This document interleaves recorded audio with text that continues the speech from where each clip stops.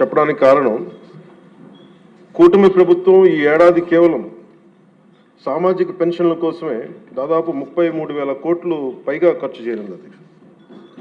ఇది ఎలాంటి పరిస్థితుల్లో ఖర్చు చేస్తున్నామంటే గత ప్రభుత్వం 9.74 లక్షల కోట్ల అప్పుల్ని సృష్టించి మనకు ఆర్థిక విధ్వంసం నుంచి మనల్ని నెట్టేస్తే ఇలాంటి పరిస్థితుల్లో ఏ నాయకుడికైనా సరే ఏ పార్టీకైనా సరే చాలా ఒక అస్తవ్యస్తంగా ఉండే పరిస్థితులు. దీంట్లో వీటన్నిటిని తట్టుకొని దానికి ఎలాంటి ఆలోచన విధానం ఉండాలి ఆ వ్యక్తికి అని చెప్పడానికి ముఖ్యమంత్రి గారు ఒకసారి ఆలోచించాలి.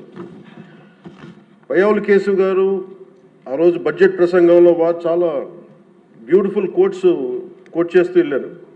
దాంట్లో ఒకటి రవీంద్రనాథ్ ఠాగూర్ గారు చెప్పింది, తాను నాటిన చెట్ల నీడలో తాను ఎప్పటికీ కూర్చోలేనని తెలిసిన భావితరాల కోసం చెట్లు నాటి వ్యక్తి జీవితం యొక్క నిజమైన విలువను అర్థం చేసుకున్నవాడు అన్ని విశ్వకవి రవీంద్రనాథ్ ఠాగూర్ గారి మాటల్ని ఇక్కడ ఆయన ఉటంకించారు అధ్యక్ష. ఇది వారిని ఎలా కంపేర్ చేశారంటే ఒక దూరదృష్టి, దక్షత, దార్శనికత ఉన్న గౌరవ ముఖ్యమంత్రి వారు చంద్రబాబు నాయుడు గారితో కంపేర్ చేసి చెప్పారు అధ్యక్ష.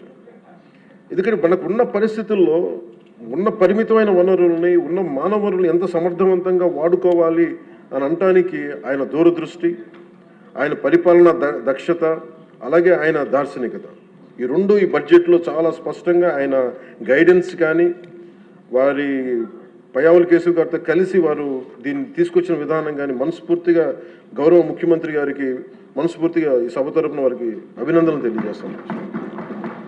అండ్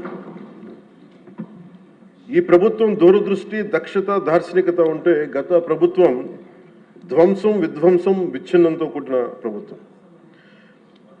ఒకసారి ఎట్లా చెప్పాలి బడ్జెట్ మనకి ఏమేమి ఉన్నాయో ఒకసారి మీకు ప్రజెంట్ చేయడానికి అధ్యక్ష.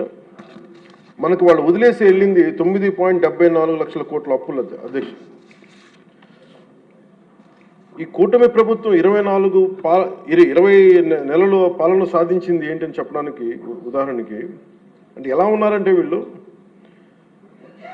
2014-19 మధ్య చేసుకున్న విద్యుత్ కొనుగోలు ఒప్పందాలను గత ప్రభుత్వం ఇష్టానుసారం రద్దు చేయడం ద్వారా విద్యుత్ సరఫరాలో లోటుపాట్లు వచ్చాయి. దీనికోసం విద్యుత్ కొనుగోళ్ల పేరిట అధిక ధర చెల్లించే బాధ్యత